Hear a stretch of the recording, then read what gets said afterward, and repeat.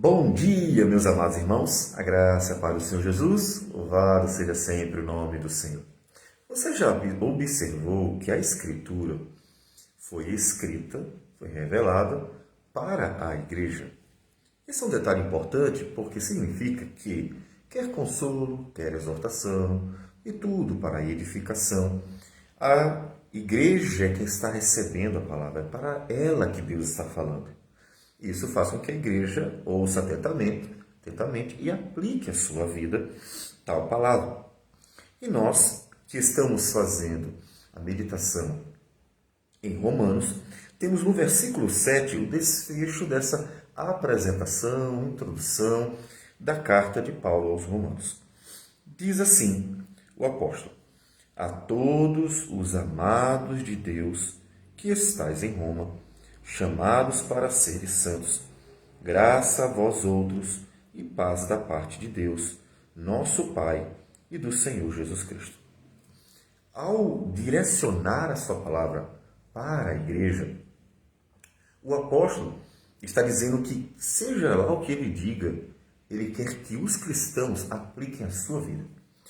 Essa é uma questão importante porque, às vezes, temos inclusive a impressão que os cristãos entendem que aquilo que é bom e agradável, as promessas, as bênçãos do Senhor são para a igreja. Mas as palavras duras, de exortação, as palavras que visam a correção, são destinadas a pessoas de fora. Mas isso não é verdade. A verdade é que Deus está falando para o seu povo. Aí você pode me perguntar, e o que é que Deus fala então para fora? E o que é que Deus então direciona para aqueles que ainda não conhecem a Cristo? É exatamente o evangelismo. O que a igreja faz? É a palavra de chamado. Então, a igreja do Senhor, ela chama, ela evangeliza, ela leva adiante aquilo que é mais elementar. Por que aquilo que é mais elementar? Porque a salvação vem por meio da fé em Cristo Jesus. Você já observou que a pregação de Paulo, Atos dos Apóstolos, direcionada àqueles que ainda não haviam se convertido, é muito básica, é muito simples. Ele não vai tratar de assuntos que precisam de maior profundidade. Por quê? Porque o que aquelas pessoas precisam é conhecer a Cristo, se converter a Cristo, para andar com Cristo. De tal modo que o que elas precisam é conhecer Cristo. Portanto, a palavra da igreja para o mundo, ou a palavra de Deus ao mundo, ela é sempre muito básica. Ela trata do pecado, ela trata do arrependimento, ela trata de Cristo como justificador, ela trata do chamado à salvação. Então, são aquelas questões básicas, que às vezes é resumida na palavra morte e ressurreição de Cristo. É exatamente o resumo, o coração do Evangelho, né? A morte e a ressurreição de Cristo. Então, o que você deve dizer às pessoas lá fora? O que prega? Eu vou pregar sobre a doutrina dos sacramentos, ou vou pregar sobre a predestinação, eu vou pregar sobre questões escatológicas. Não.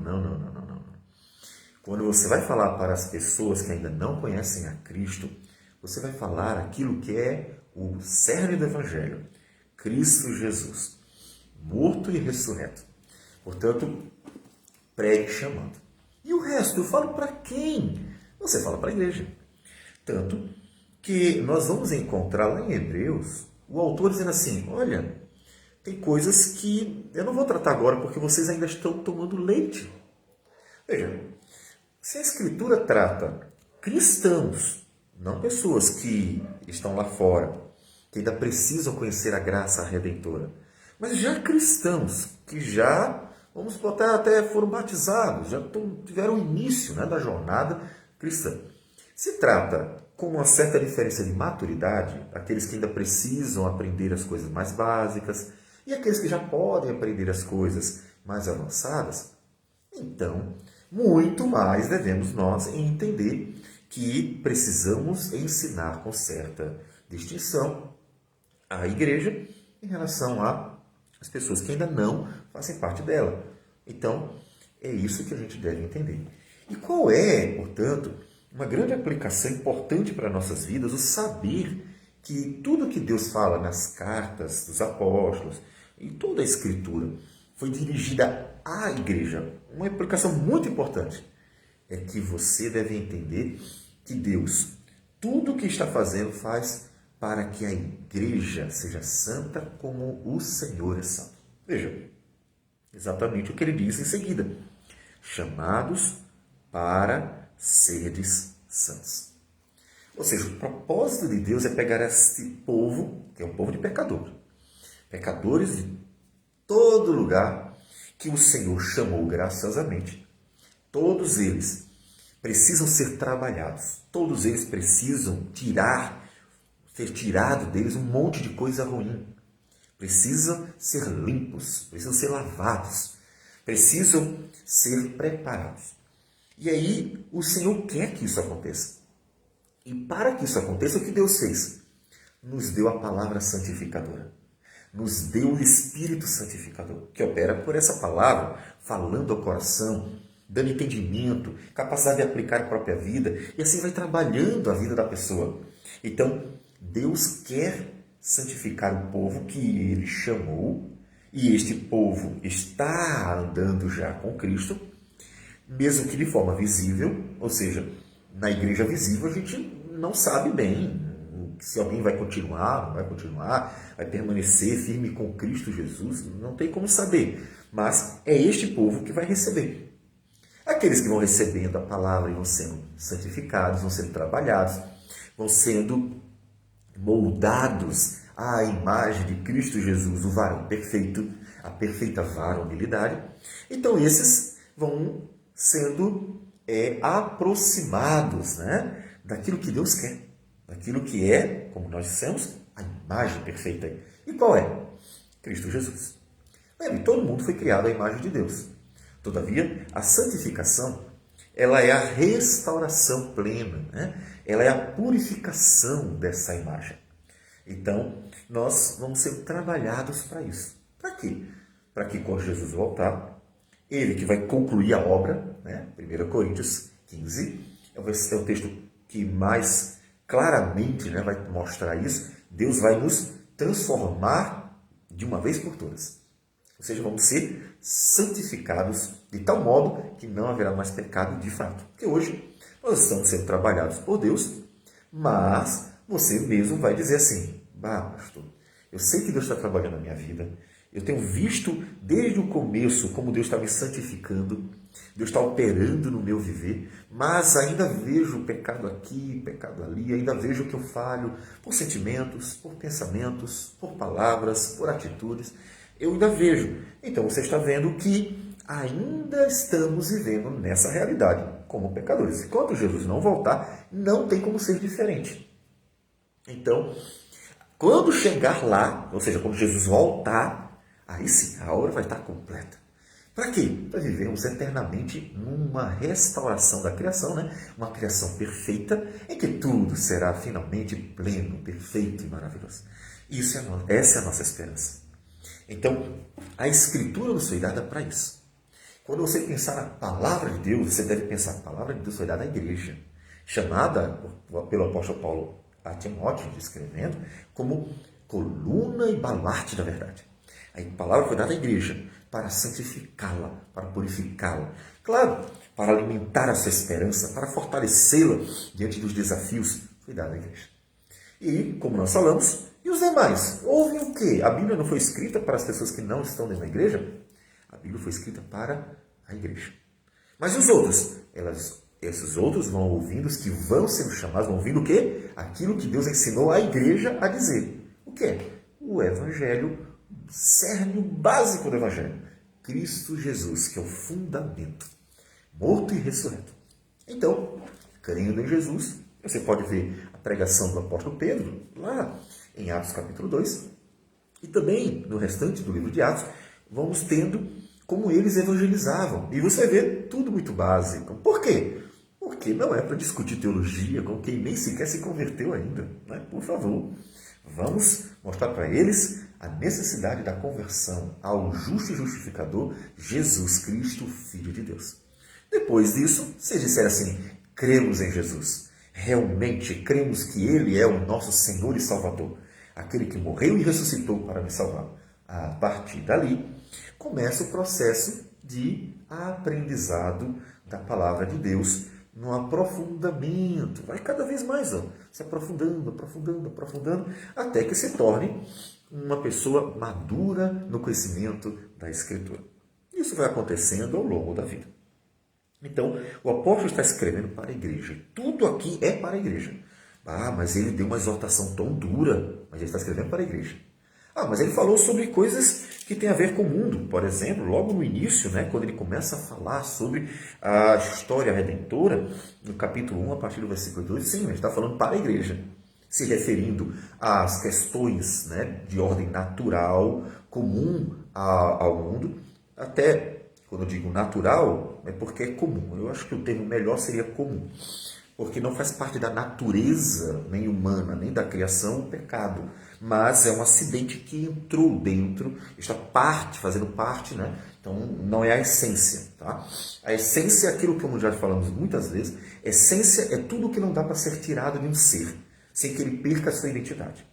E acidente é tudo aquilo que entra ou fica junto, faz parte ao lado do ser, mas pode ser tirado sem que ele perca a sua identidade. Então, qualquer coisa que você diga assim, se eu tirar isso aqui, aquilo continua sendo aquilo. Então, isso é um acidente. Se eu não posso tirar aquilo, se eu tirar aquilo dali, deixa de ser o que ele é, então isso não é acidente, isso é essência. Tá? E o pecado não é nossa essência, porque apesar de estar presente no nosso dia a dia comum, ele não é parte de quem nós somos, porque nós não fomos criados pecadores. O ser humano caiu em pecado, então ele passou a fazer parte e vai ser tirado de nós. Então, Deus nos restaurará completamente. Então, tudo isso que ele está falando para a igreja. Mesmo que ele fale sobre coisas comuns, coisas comuns ao mundo. E no final desse versículo 7, ele traz a saudação. Graça a vós outros e paz da parte de Deus, nosso Pai, e do Senhor Jesus Cristo. A salvação é um voto, tá, minha gente? Não é só aquilo que a gente se acostuma, Tudo bem, tudo bem. Então, as saudações que a gente dá às vezes muito automático, Aquela coisa que já é uma praxe apenas, Mas não é essa a ideia. O Senhor Jesus, inclusive, ensinou em Mateus capítulo 10, dando a instrução para que eles fossem levar o Evangelho naquele treinamento dos discípulos. Ele ensinou. Versículo 11 de Mateus capítulo 10 diz: E em qualquer cidade ou povoado em que entrardes, indagai quem neles é digno, e aí ficai até vos retirardes. Ao entrardes na casa, saudai-o. Saudar com a paz do Senhor. Podemos dizer até mesmo com a graça, assim, uma saudação que nós vamos ver ela aparecer mais à frente. Se com efeito a casa for digna, venha sobre ela a vossa paz. Saudando com a paz. Veja que o apóstolo fala a graça e a paz do Senhor. Então, fique sobre ela a vossa paz. Se, porém, não for, torne para vós outros a vossa paz. Então, veja que não é só uma saudação de tudo bem? Tudo bem. Não, não é isso. É um voto. É um desejo. É, de fato, alguém dizendo a graça e a paz do Senhor Jesus esteja com vocês, significa um voto para que Deus abençoe. É, de fato, uma instrumentalidade. É a real, ou seja, aqueles que recebem deveriam receber crendo que aquela pessoa está vindo para abençoar, para trazer a paz do Senhor. E como é que ela está trazendo a paz? Ela está ali para ensinar a palavra do Senhor, ela está ali para orar junto, ela está ali para ser uma bênção. Então, portanto, é real, é real. E tanto é real que ele diz assim, se eles crerem, se eles forem filhos da paz, se eles abraçarem, a paz está sobre eles. Se não, a paz volta. Ou seja, não é só uma saudação, não é só dizer assim, tudo bem, tudo bem. Não, é algo real. Então, Paulo está fazendo um voto real. Que a graça a vós outros é paz da parte de Deus, nosso Pai, do Senhor Jesus Cristo. Ele realmente está ali desejando como se fosse um rogo, uma oração, que a paz do Senhor esteja com vocês. E assim, a igreja está sendo abençoada. E quem está sendo abençoado? Os amados de Deus. A todos os amados de Deus. Então, observe que ele está escrevendo para a igreja. E ele já diz como é que Deus olha a sua igreja, como amada do Senhor. Então, é claro que é a igreja visível, e ali poderia ter alguém que depois se afastasse. Mas ele está se dirigindo para quem aparentemente diz que crê. E aqueles que verdadeiramente creem são tratados como amados assim. E ser amado pelo Senhor é um conforto muito grande para o cristão. É a certeza de que não seremos abandonados de jeito nenhum. Porque ser amado por Deus é ser amado para sempre. Porque o Senhor é fiel e Ele realmente ama para sempre. Então, conforte seu coração e à medida que vamos aprendendo a palavra do Senhor, vai pedindo a Deus sabedoria para aplicar a sua vida. Porque o propósito de Deus é a sua santificação, para que cada vez mais você pareça com Jesus Cristo, o Filho de Deus. Vamos orar. Senhor Deus amado, bendito o teu nome, porque o Senhor é bom e as tuas misericórdias duram para sempre. Obrigado por tua palavra, obrigado por tudo.